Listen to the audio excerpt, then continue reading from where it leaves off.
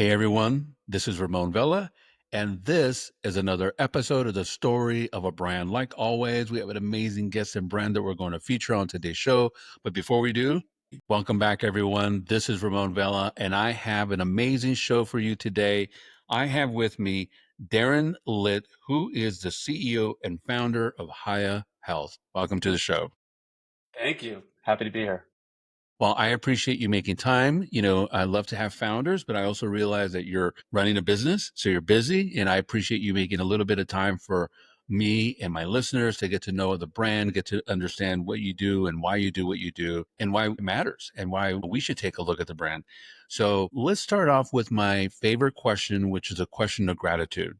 Now, the reason why I ask this question for those who may be just listening or new listeners, I love to bring this conversation down to a very person level, people to person. And I like to humanize a brand because the thing is, it's so easy for consumers to see a product on the shelf or online and simply just think it's some, large faceless corporation.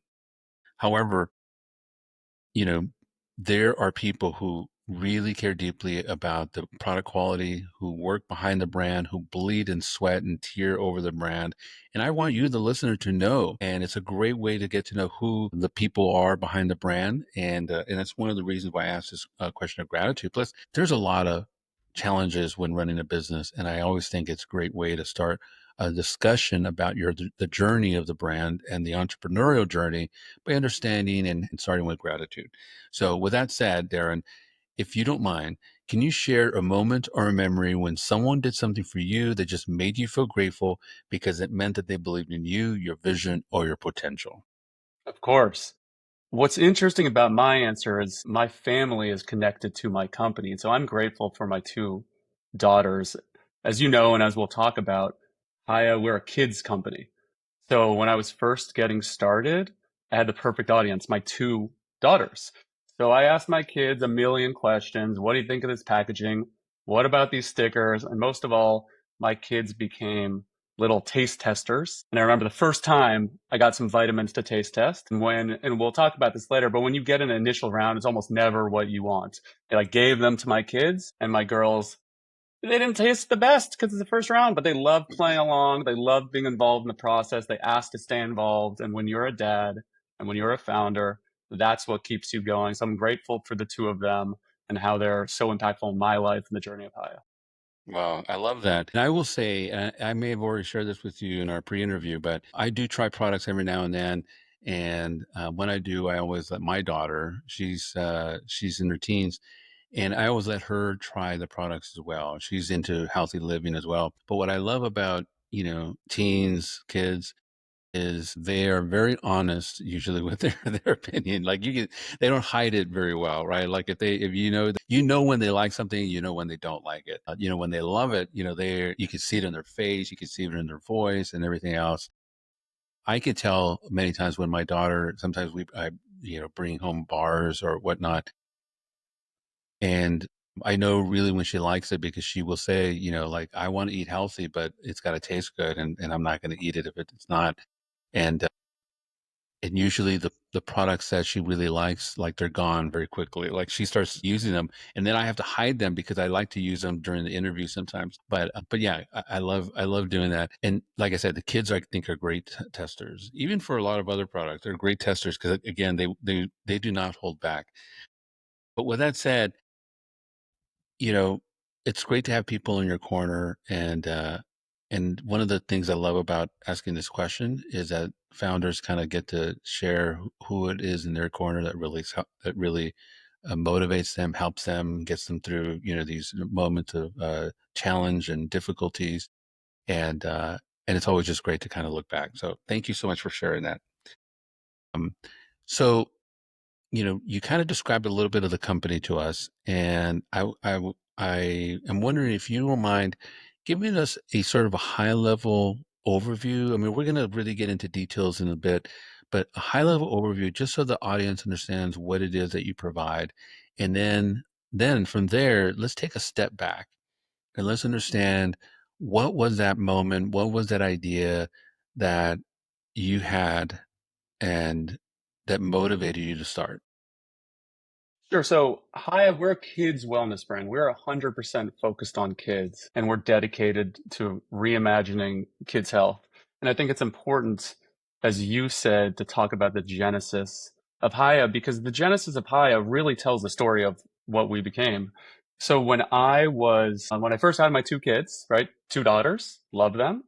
When I first had two kids, I started thinking about health and wellness. I care about health and wellness for myself, but I didn't come from the industry. My background is actually as a tech entrepreneur. But I wanted to know, what should I be giving my own kids? Should I be giving them vitamins, probiotics, magnesium? Should I do melatonin? Should I do greens powders? Whatever it might be. I wanted to get very smart very quickly, not from the perspective of a business owner, but from the perspective of a father. So the story of High is, I asked my pediatrician, I said, should I be doing vitamins? What brand do you suggest? And she said, I have a brand for you. Why don't you order this brand off Amazon? And she's my pediatrician, so I trust my pediatrician. I ordered a brand off Amazon, and it comes in the mail, a package. And it's a kind of a plastic, flimsy package, translucent. I could see a number of gummy vitamins filled to the top with artificial looking colors all stuck together. I see a layer of sugar at the bottom. I turn around the back of the bottle to look at the ingredients, and there are a number of ingredients I don't understand. The sugar level is wild. The dyes are insane. And I say to myself, I wouldn't take this for myself, let alone for my little kids. So I go back to my pediatrician and I say, did I order the right thing here? She says, you ordered the right thing. That's what I suggest. And I thought, this is crazy that we as parents are giving our kids what really seems like it's candy more than anything. Mhm. So I asked a few of my friends, I said, is this what you do? And to a T, they all kind of had the same response, which is, yeah, we give this to our kids. Our kids like the taste. I don't really know if it does anything. It seems like glorified candy to me. And again, from the perspective of a dad, I thought, this is not something I'm okay with. So as I mentioned earlier, I was not from this industry. I do not have 20 years in consumer packaged goods or making vitamins, etc. But I became obsessed with trying to create a better product, not just the vitamin itself. We started with a vitamin, but a whole brand and a whole experience, because what I found on the market just was not speaking to me. That was the actual vitamin you put in your mouth. That was the packaging of the vitamin. That was a lack of experience. That was the plastic tub. That was the way brands speak to parents, and that's the way brands speak to kids. None of that was working for me. So I set out to say, I'm going to reimagine this whole space, and I want to create a brand that it's going to appeal to me, it's going to appeal to my wife, going to appeal to my wife's friends, and something that we're all going to want to give our own kids. And that was really the genesis of Haya, and from there it was just a rocket ship, which I'm sure we'll get into as well. Yeah, and so I love that story, and it's one of those things where um, I love there's a personal aspect to it, and I'm imagining that as you were researching and learning and understanding more about all of this, you can quickly go down a rabbit hole of really there's so much changes that need to be that so many changes that need to be made in that industry when it comes to, especially for kids, even for adults too. Because I see adults kind of doing the same thing. They don't like pills. They use the gummy stuff. They use these low cost supplements sometimes. And when you start diving into these ingredients and what they're made of, how they're made, et cetera, and so forth, you start understanding that many of them don't have the efficacy that you're looking for. They have things in them that you shouldn't be eating, like sugar and all this other stuff. I mean, it's all over the food industry in many ways, not just supplements. But I mean, I even look at it from bars perspective. You go out for a little hike and you want to take a snack with you and start reading labels, and you can really quickly determine, like, wow, there's a lot of stuff in these foods that we eat are just not acceptable or shouldn't be acceptable. And people, I think, are having that experience more and more often. But for you not only I'm assuming kind of went through those stages of discovery, but you did something about it. So you decided to create something. Was it really from the standpoint of was it not was it only well, I should say, what were the contributing factors for you to actually jump get off the fence? Was it because you saw this huge market opportunity? I mean, obviously you want to help your daughters, and that's the one thing, but to devote your time and energy and money and resources to going in and finding a formulation that works, testing that formulation, doing all the things that you would normally do to start a business like this, that's a lot of work. But was there something that really spoke to you beyond just your personal issue that you felt like, wow, this could really be a business? Yeah, I think there's two sides of that. There's the mission driven side. And when your company has a mission, it's just easier, right? You're dedicated to making it work. So the mission we're on is we want to raise healthier kids. So everything we do comes from the standpoint of what would I want to give my own daughter? Because the thinking is customers think that way with every purchase they make. If they believe that me, I as the founder, am comfortable giving this to my own kids and our whole team is comfortable giving it to our own kids, we put much more care into every ingredient. So we brought in a ton of nutritionists and scientists and pediatricians to say exactly are we going to put in this and what are we not going to put in this, right? So none of those dyes, gummy additives, sugar. That's the mission that we're on, and that makes life a little easier and kind of kept me going in early days.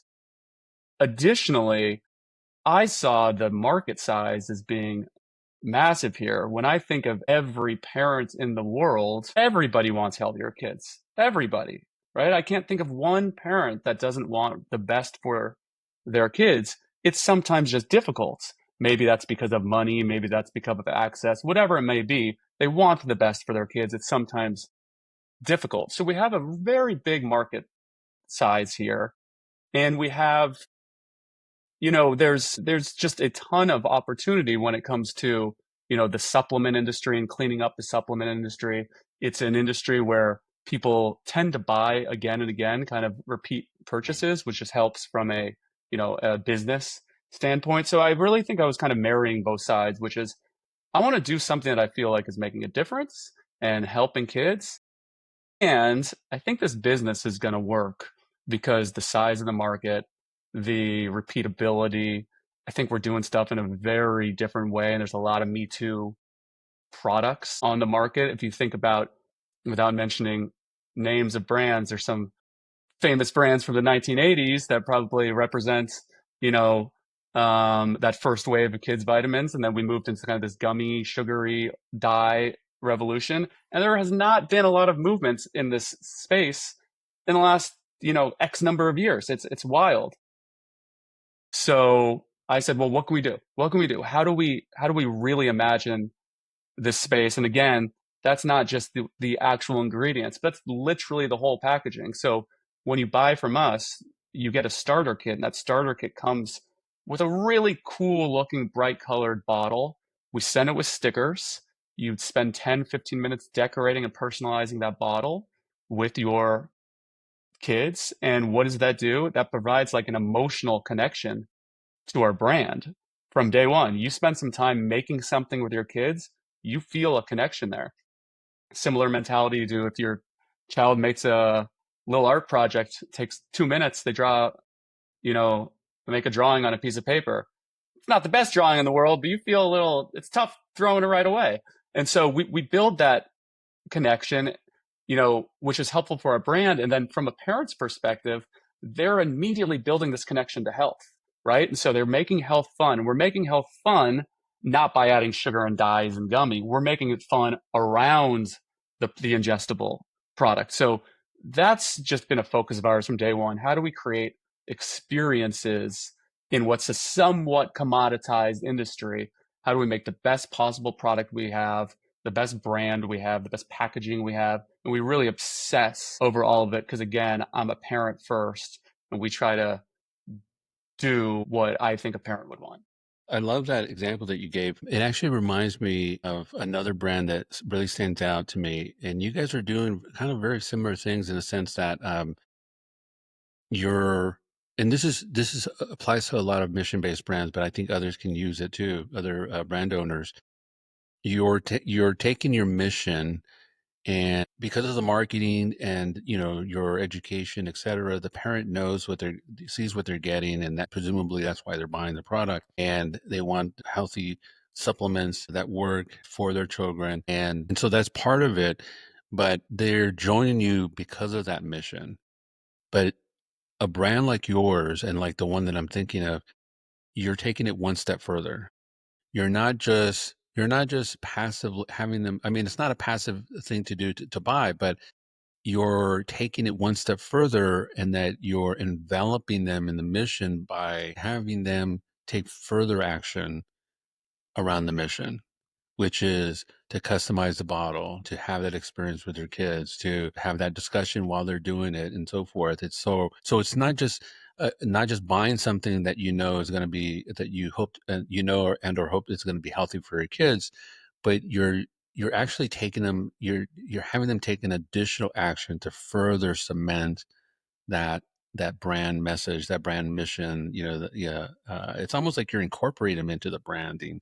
You know what I mean? At that Hmm. point, because they're taking action. I don't know. I find that from a mission standpoint, that's incredibly effective. Uh, I covered a blanket company. They have these wonderful, beautiful blankets and so forth, and they have a whole thing around where if you buy a blanket, then not only do you buy, you get the blanket, and it's this great blanket, but they also will donate that blanket to a homeless shelter that's near your zip code, at your zip code or near your zip code, which is pretty cool. Like, you think, okay, Uh, that's a great mission. But when you receive the box with the blanket in it, the box comes in, and when you open it up, it says, if you would like to take further action or something like that, here's a list of materials that, you could fill this box up with afterwards and drop off at a homeless shelter or at our partner, which was like a car company or something like that. And I just thought that was really amazing. It's like, not only are we're buying into this mission that they have, which are like, you have parents who are buying into this mission because they feel strongly about it too, but now the brand is asking you to take one step and take action. And in their case, it's like filling up the box, which I did with my kids. I thought, oh, this will be a good lesson, for them, and let's fill the box up with stuff and everything else. And we're taking action. And I almost feel like what you're doing is very similar, in that you're getting the customer to not only buy, but to buy into this mission, but you're getting them to be involved. I don't know. I just feel like when you take those extra steps, it just cements you to the customer and to the mission even further. If that makes hmm sense. I don't know. Maybe I, I'm I, I think I going think on. it's great. I think that's what we believe in when we talk about our product internally as a company. When we discuss product, we don't talk about the vitamin or the probiotic. We talk about the entire experience. That to us is product. It's everything. It's that unboxing experience. It's that decorating experience. Every month we send a monthly game that you do with your kids. That's part of the monthly experience. And I think to what you mentioned, the key to all this really is authenticity and really believing why you're doing what you're doing. There's a lot of, the trend of the last, 10, 15 years. They had a lot of, you know, give one, get one, or whatever that was called. And all the brands piled on. And it didn't feel like it was built into the DNA of a lot of the companies that did that. But some of it really was. So when you talk about that blanket business, that feels authentic, even just hearing about it. And I think customers, and in our case, our families, people are smart. They see through businesses, ideas, experiences that feel like they were created in a boardroom or on a spreadsheet or via an MBA presentation, and they crave authenticity. And authenticity could take a number of forms. For us, it's, you know, our team, which is mainly parents, thinking about what would we want for our own kids. When we all buy our product, we receive our product, we decorate our bottles with our own kids. We see what's working, what's not working. And from an authentic perspective, we do this. Yes, it helps the business. Don't get me wrong. Like it helps build lock in for the brand, but we also just believe it's the right way to teach families about health is to get them involved. Well, and similar to that blanket thing, I looked at that brand in a whole new way. It Hmm. wasn't just a business relationship where they're a vendor and I'm buying a product.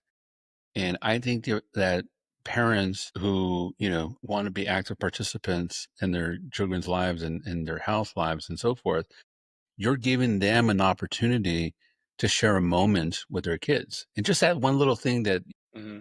you built into the whole customer experience.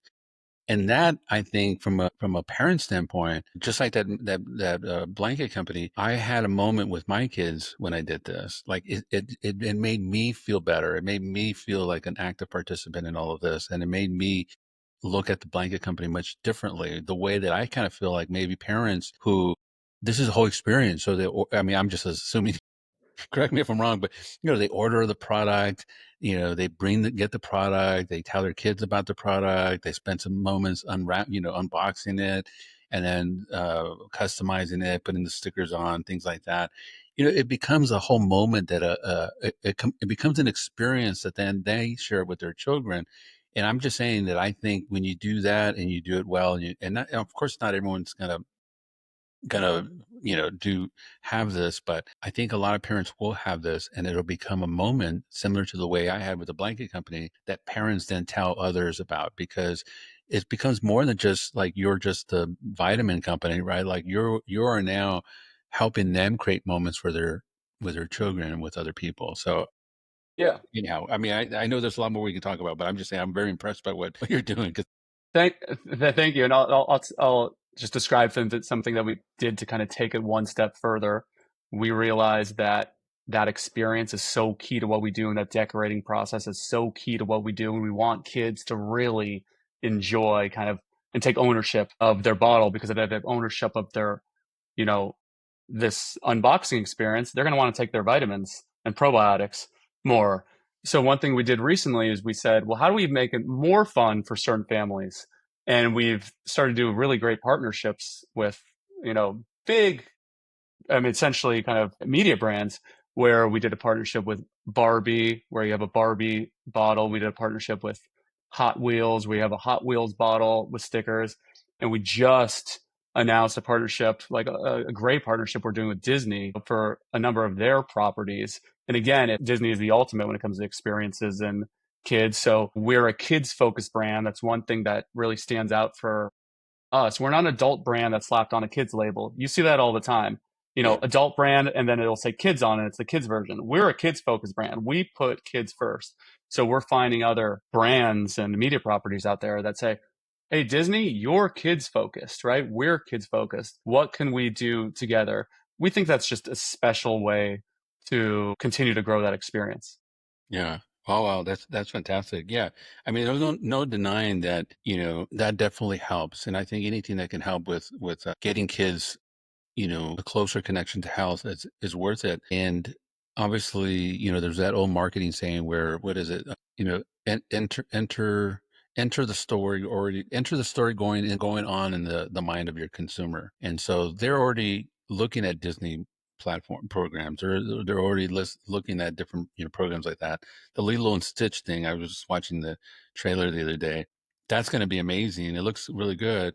But I remember when my kids were young and taking them, and now a whole new generation of kids are going to experience that whole Lilo and Stitch in a whole different way. And these are powerful. And so if you can connect them with health and so forth, I think it's great. What were some of the challenges that you faced in doing this? Because obviously this is important. So obviously the formulation has to be important. What you choose is going to be important. You have to go through regulations and other things and so forth. What were some of the challenges? Was it in the formulation, in the manufacturing, or in really building sort of the awareness of the brand? I mean, obviously there's lots of challenges, but what stands out in your mind? I'll tell you one challenge that stands out in my mind when you were describing some of those potential challenges. We launched the company March 2020. And if you hear March 2020, you're probably thinking, oh, March 2020, that's the month, we were all shut down by COVID. So you spend so much time getting ready and getting going, and you get punched in the face because the world shuts down. And supply chains become tough.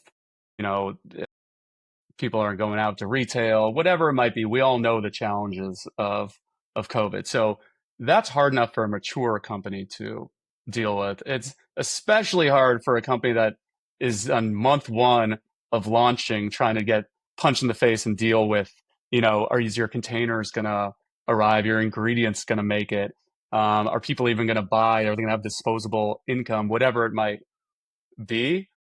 That's the main challenge that comes to mind just because it was so present in that first month. And a lot of times when you think about the founding stages of your company, you really think about those first few months because that's when stuff's like just the most wild. You have no idea if it's going to be a success. You haven't sold to a single customer yet. They might love it, they might not love it. And so I think that is just a uniquely interesting time for. And and I've actually lately I've been having those conversations with founders, really, just referring to this as like their COVID story, right? Because this is Mhm. such a unique event in so many people's lives, and so many people have these their COVID story. I'm imagining that once things kind of settle down, that the company benefited from the online component of it. Yeah, so we see ourselves we use direct to consumer to sell, right? That's where we see ourselves as a much bigger brand, but one main channel for us is direct to consumer. So we sell a lot online, we story tell online, we describe to customers and our families, what's in our product, why it's great, why this is right for your kids. We do that online. And so when I guess COVID first hit, if you had asked me day one, is this going to be good for you? I'd say, this is not going to be good for us. I don't know what you're talking about. Time goes on a little bit and you say, oh, wow, there is now a dramatically different focus on kids' health than there was previous to that. As I keep mentioning, we're a kids' health brand. And if parents always cared about kids' health post COVID, where they're sitting at home and they're worried about a virus out there, they care about it a lot more. So it turned out to be a very arguably good thing for the business itself, that focus on the increased focus on kids' health. People weren't going to Target and Walmart to buy vitamins the same way, right? So they had to, search online. And I think that really helped in the early stages because it's hard to get a brand, build a brand and get it going. But when people don't have anywhere else to go, and that's the month that you launch, we came out pretty hot. And in retrospect, it was a positive, it was positive for our business. Yeah. Well, and I can imagine that because I remember I remember March 2020 very clearly because I had just come back from a conference in Palm Springs, and we're all talking about our plans and what we're going to do with these partners and everything else, and then a week later everything closes down. And so I remember very clearly. I remember that the first couple of weeks, or it's kind of a blur now, but for the first few weeks, I felt like I was stress eating a lot, and then watching the news and just being indoors and just feeling like, hey, we don't know what's going on.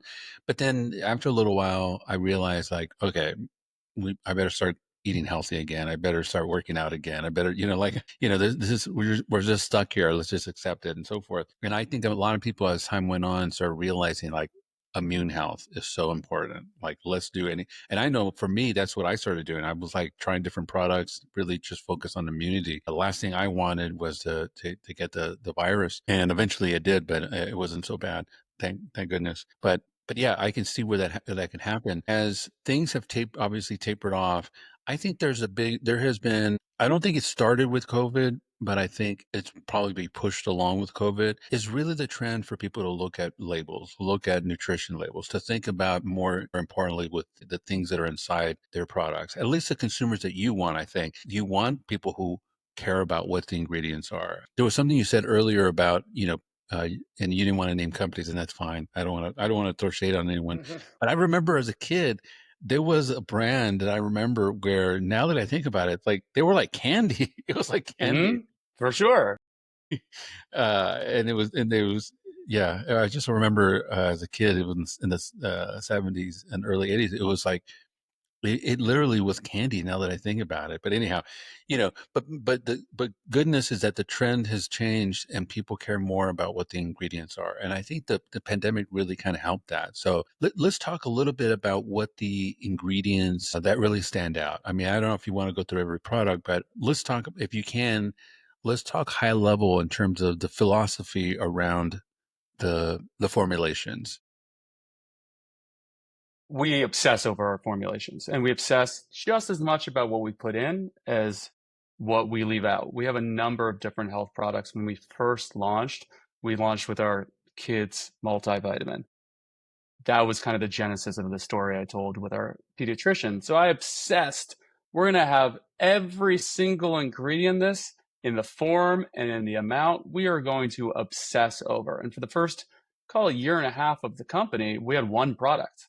That was it. And we've been through maybe 7 or 8 different evolutions of that formulation. Some brands see evolutions and reformulations as a negative. That's built into what we do. So we're constantly evolving the formulation. Science of nutrition is consistently changing. Our understanding of it is, and as it changes, and as the experts in the space might say this ingredient actually in this amount in this form, we've learned a bit more and we've run clinical tests and we've decided that this might be better for a 4-year-old. We adjust that ingredient. So we launched with our daily multivitamin. We wanted to be very methodical with how we do it because it was so core to what we do, which is let's obsess over the ingredients. If you obsess, you can't then roll out 80 products because you'll lose that obsession. It's impossible to do. I also felt as a founder that a lot of these brands roll out SKU after SKU after SKU because they want to just sell products. And the downside to that is it just confuses parents, right? So you have this whole world of health and wellness, which is just confusing to begin with.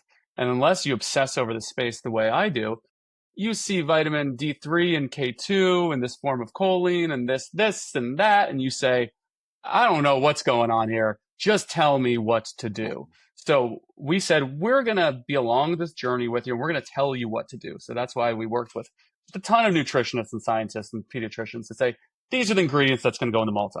We then released the daily probiotic. This is what we're putting in the probiotic. We then released the bedtime essentials. And with each of those products, as I mentioned, I really cared about not just what we put in, it's what we don't put in. So an example would be for our bedtime product. Everybody on the market was just filled with melatonin, for their kids. Mm-hmm. And I don't know if you ever read up on melatonin.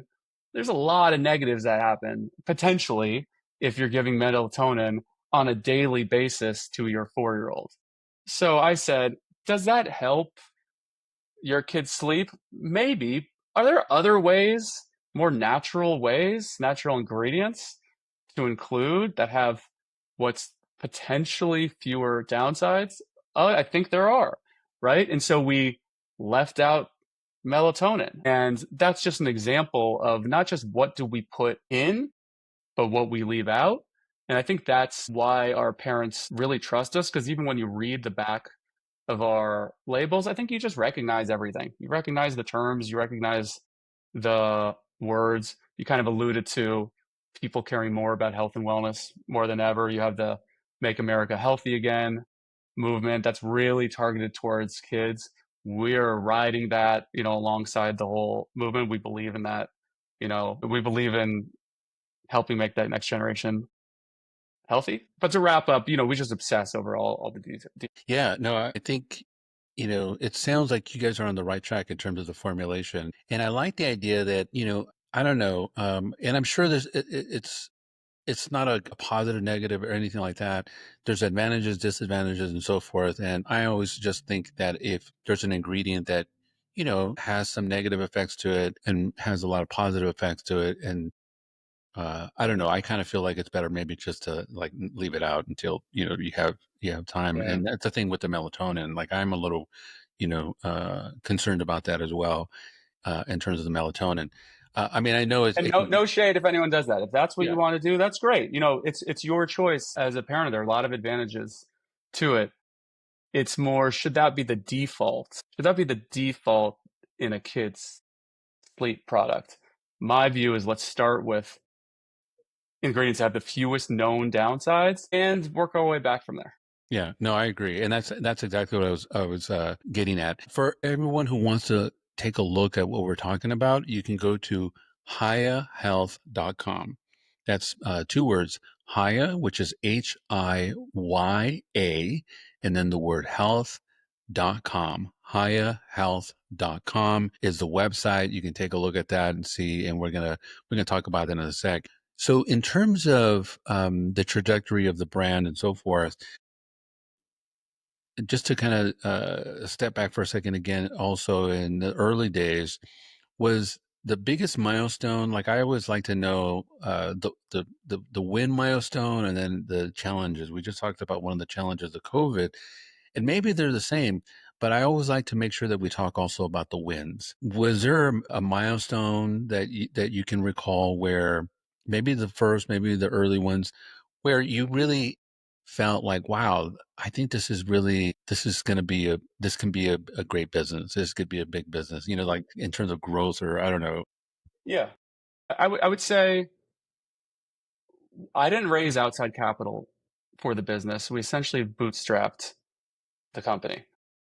So I had to obsess over every metric we have. And our front end, meaning the product and experience, it's a beautiful product. It's fun to look at. It kind of catches your eye. It feels very Instagrammable.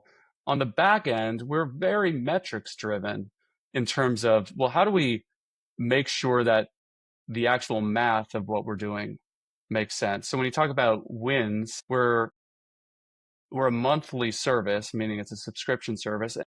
Once I started to see that, that retention curve, what's interesting is if you do run a subscription-based business in kind of the CPG space, you study your cohorts, which is that month's customers and how they drop off each month.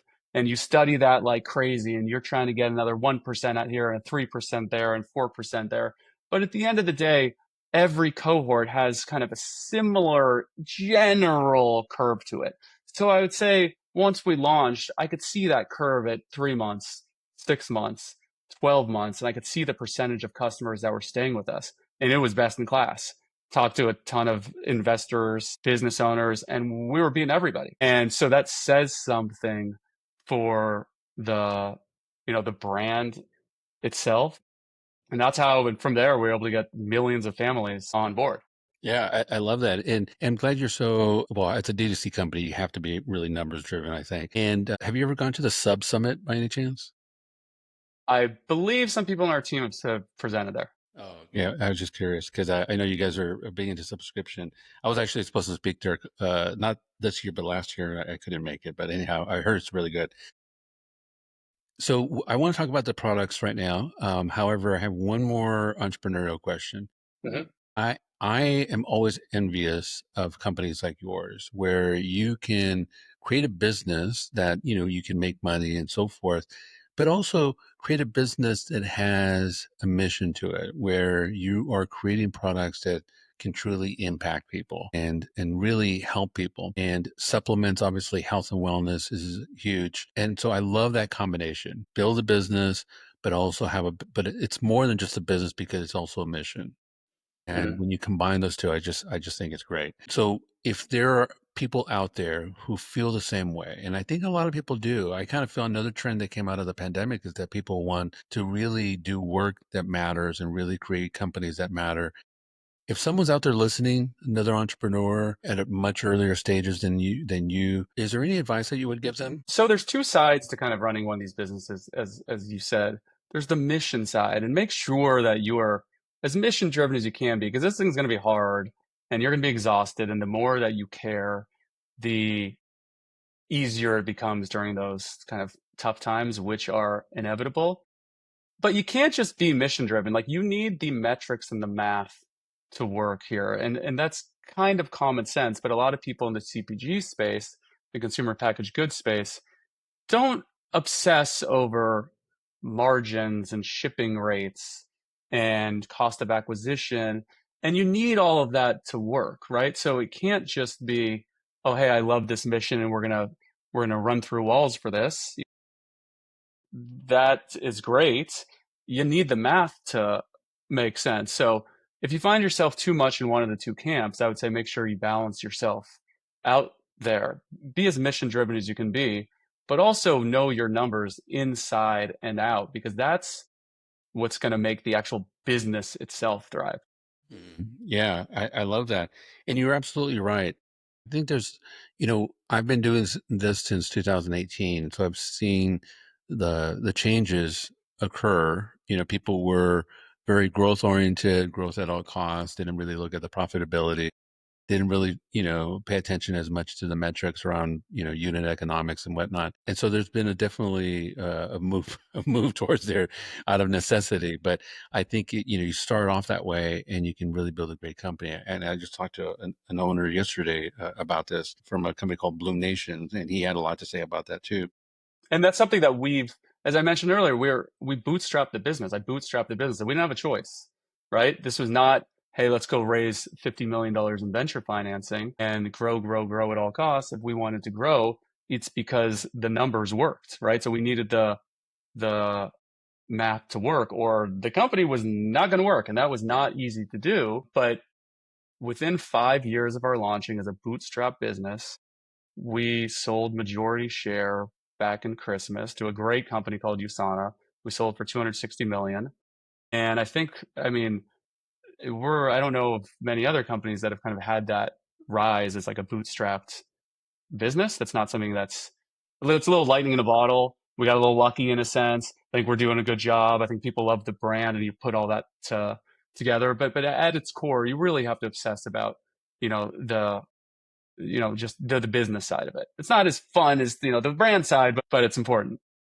And I'm wondering, given what you just said right now, because it's my theory in what I've seen, but not everyone, like you said, buys into it because they're so focused on growth on the marketing side, the brand side. They don't really pay attention to the unit, but to the economics of it.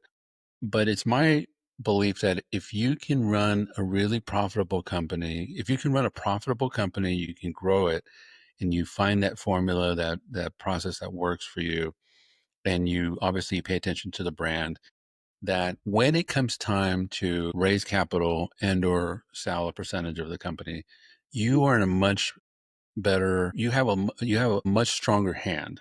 You have more leverage than you would if you were in a place where you weren't as profitable, or you weren't profitable, and you really needed that cash to kind of infuse, not only just the growth, but also the sustainability of the company.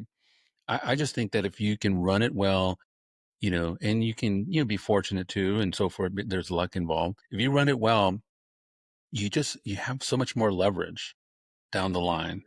For sure. I think if 5 to 10 years ago, during kind of this VC run up in CPG, not everybody was thinking that way. It's kind of just common sense, right? Like, you want to grow a business, you need the numbers to work. You need to be profitable. The more profitable you are, the more leverage you have.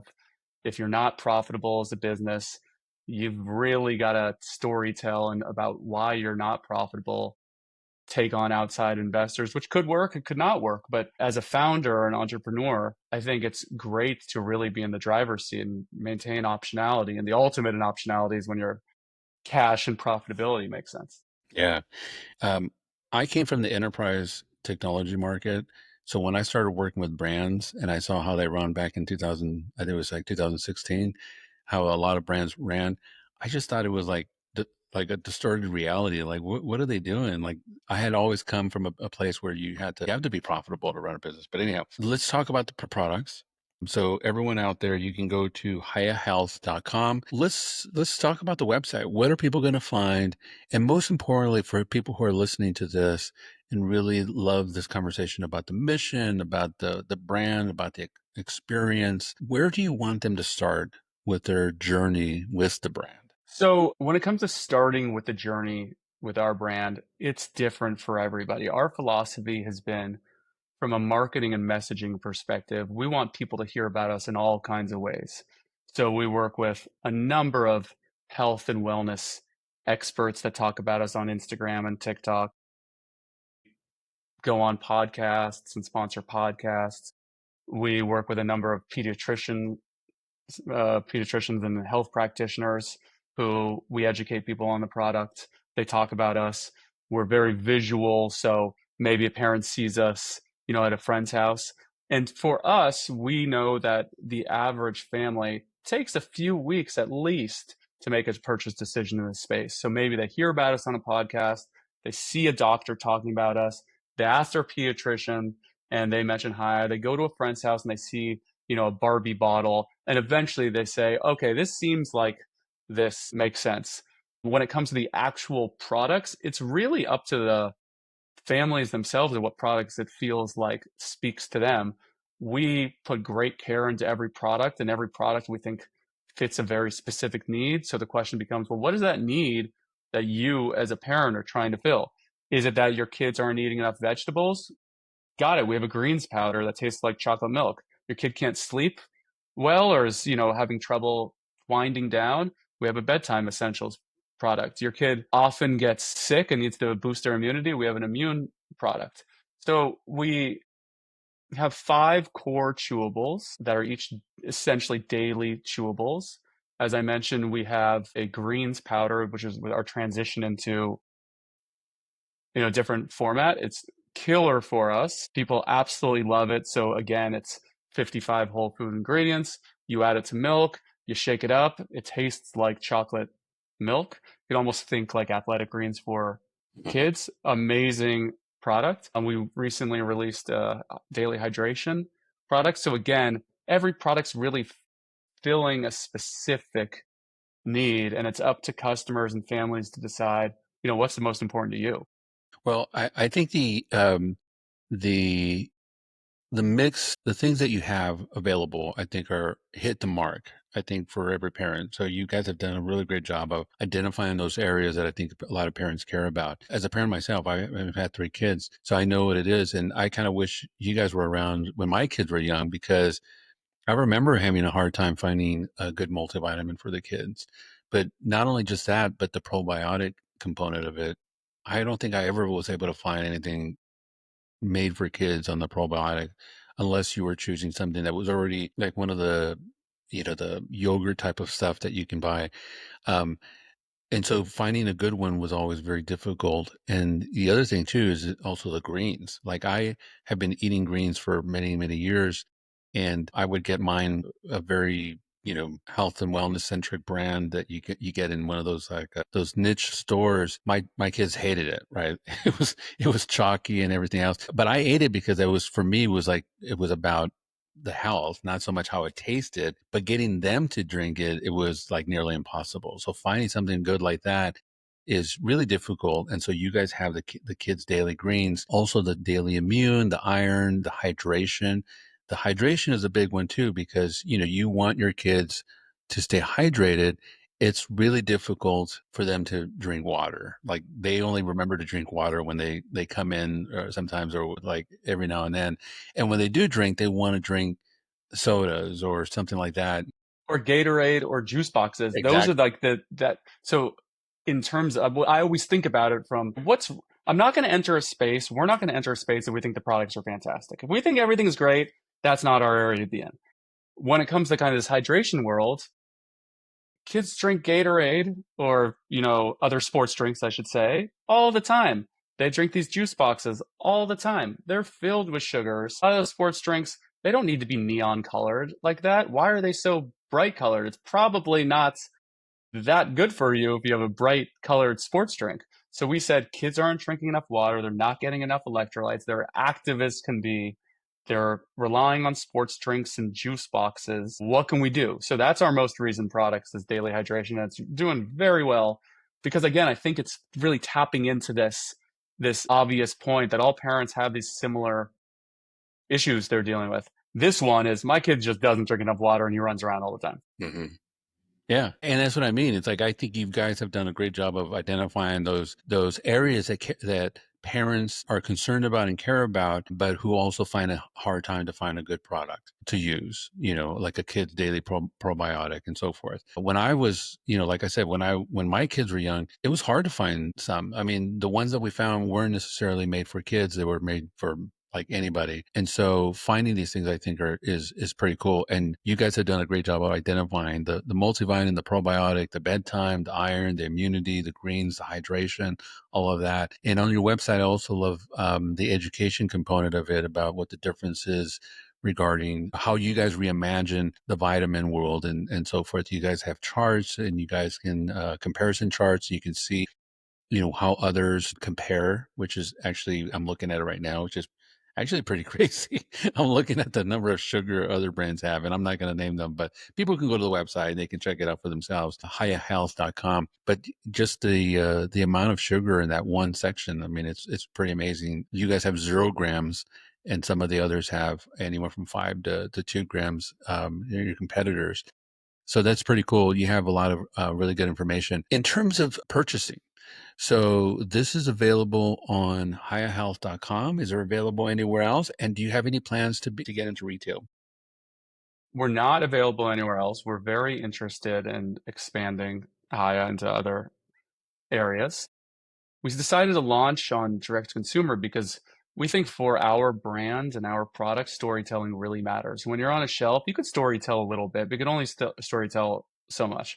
Same goes for Amazon. We really care about that one-to-one relationship with our families, and we think it's important for parents in particular who are overwhelmed in their own life and they're dealing with screaming kids and they're dealing with pickup and making dinners and whatever it might be. They got a lot going on. They want to learn, but they also want a company that's like really kind of educating them in a way that's approachable. So we try to be as approachable as possible and we try to be as personalized as possible. So even when you sign up for Hiya, we have a real member of our team that reaches out. This isn't a bot, right? It's an actual parent on our team that reaches out and makes sure that everything's okay.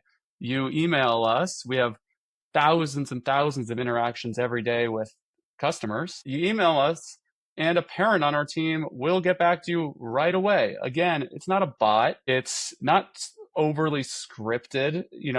We want to be there to really guide you, answer questions that you may have, demystify this world of kind of kids wellness, and hopefully just make your life easier. Mhm. Yeah, I love that. And are you guys available in the marketplaces? We're not. We're 100% on our website Oh, right okay. now. Okay. It's interesting. Yeah, I mean, there's a lot of places, for to choose from, like, Walmart. And so I had a conversation with someone around Walmart because their marketplace is kind of being built right now. It's Mhm. not as sophisticated as Amazon, but it's sort of like the early days of Amazon where there's an opportunity, but there's still a lot of work to be done. Like, there's a lot of part on your end that you need to make, be aware of and all that kind of stuff. But there's opportunities. And then people, by the way, I heard someone tell me a strategy where they're using the Walmart marketplace to basically create a better story to pitch Walmart as a to get into Walmart as a brand as well. So it's an interesting strategy. Anyhow, this has been fantastic, man. I want to be respectful of your time. You guys, I'm very impressed by what you guys are doing. I love your conversation around creating experiences around for parents. I think that's huge, from a parent and kid to do things together and or just to have the child kind of participate in their health. I think that's pretty cool. I think you guys have done a great job in terms of identifying the kind of the concern areas that parents have around their children's health, and it's made it really easy, in terms of how to choose what to choose from and so forth. I love that component of it. And I love even the entrepreneur and the business side of it that we talked about. I think it's pretty cool. I always like to kind of mix both because I also like parents and people who buy the products to understand that there's a lot that you do in the back end. There's a lot of care and feeding that goes into building a brand like this. And it's not easy. I mean, I'm sure you can tell us even more horror stories about things that went on in the company. I mean, everyone has one, but it's difficult. It really is. And so I think parents and consumers should know how difficult it is and how cool it is that you're still able to bring this stuff to market. So that's fantastic, man. Thank Any you. last words you want to leave with the audience? Anything you want to leave with people listening? I mean, I guess just to piggyback on what you said, we've entered a very hard market, right? Like we have two customers. most companies really have one customer. We have parents and we have kids. And so parents are the one making the purchase decisions. Kids are the ones really enjoying the product. And so I think when we first launched Hiya, I understood that. I didn't appreciate how challenging that dynamic might be because not only do we have two audiences, we have two of the most discerning audiences in the world. There's nobody more discerning than a mom. We're mostly moms, a parent, I should say, that's really obsessing over their kids' health and if they're getting enough veggies or water or vitamin D or whatever it might be. And then the flip side of that, there's nobody more brutally honest, as you said earlier, than a 2-year old, a 6-year old, a 9-year old, whatever it might be. And so, really navigating that dynamic has been, we love it.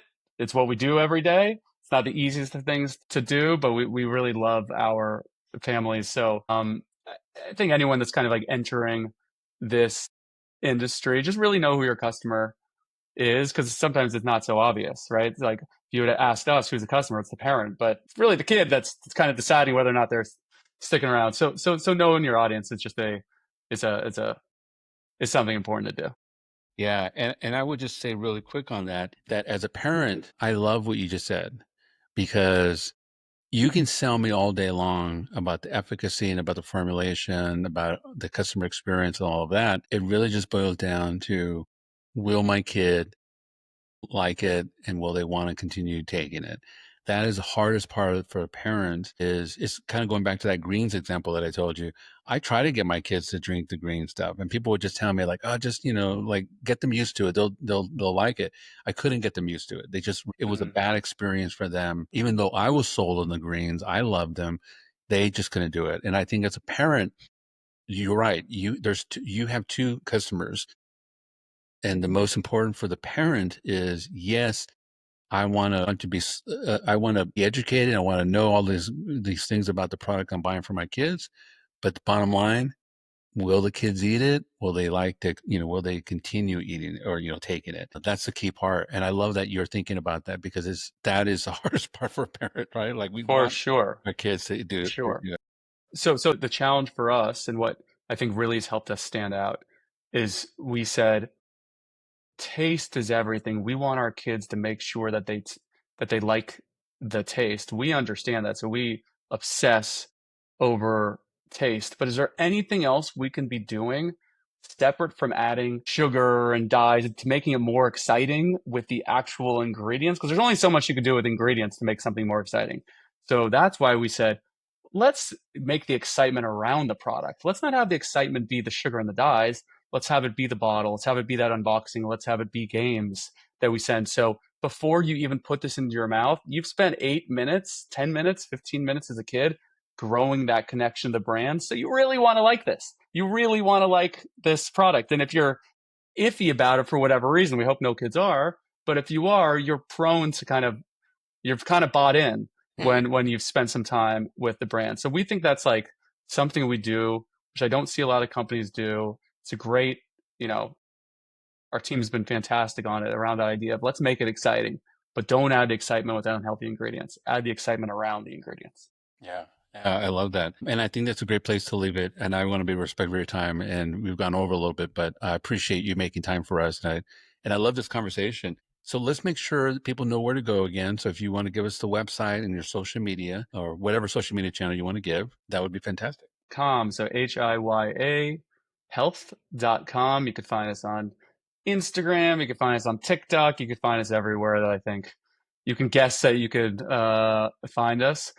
We have a standing discount for our product. We always do 50% off the first month. So anybody listening, if you say, this sounds great, I'm not sure if this is right for my family, you get 50% off your first month. We do that for everybody. It's a great way to try. We do that because we know you're going to like it. And so it's a great way to kind of get you in the door and it kind of lowers that barrier to entry. We hope you all try. Yeah, well, I highly recommend it. Everyone out there, we're going to have those links on our podcast description, which you can find on Apple, Spotify, pretty much anywhere you listen to podcasts. Simply type in the Story of a Brand Show and you should be able to find it. And I just want to say thank you again to our guests for being here on the show. I really appreciate it, Darren, for making time for us. I know you're busy, but this has been a great conversation. I've learned a lot about the brand and I really appreciate and impressed by some of the things that you're doing there. So thank you so much for sharing all of that. I mean, thank you for being so thoughtful with your questions and conversation. Well, and everyone out there, we have just had Darren Litt, who is founder and CEO of Hiya Health. Again, we're going to have all those links on our podcast description. And this has been really a great conversation. I think they really fit our tagline, which is products we're buying, brands we're supporting, because it's a great mission. They've been very thoughtful about how they come to market and how they present to kids and to your children. And this is really, as a parent, it's really difficult to find one company that has all these different products that really meet all the different concerns that you have as a parent. And then what we just talked about a second ago, which I find really, really great as a parent, is that you are sold on trying to get your kid to be more healthier, your child, but you have to make sure you find a company that where your child is also going to be engaged and want to actually take this stuff. I think they've done a great job on that. So as I always say, stay sane, stay safe, stay healthy. And in this case, go to the website, hiyahealth.com. Sign up for the newsletter is probably the best thing to do. That way you keep up to date on their products, their promotions, their new things that are going on. Probably a great way to keep up to date on that. Go to the website, check out the packaging and everything else as well. It's really incredible. And then the education component of it, I think you'll find that really, really useful. Beyond that, everyone, one last thing. We've all been going through lots of difficulty with the pandemic and then with the economy and then politics and then geopolitical wars and just, the world's a little crazy right now. So let's just do ourselves a favor. Everyone is going through something. It could be a health thing. It could be illness. It could be financial. It could be all sorts of other things. So let's just do ourselves a favor, be a little kinder to each other, remembering that everyone is going through something, and I know we can make this human experience a better one. Beyond that, thank you from the bottom of my heart for listening to another episode of The Story of a Brand.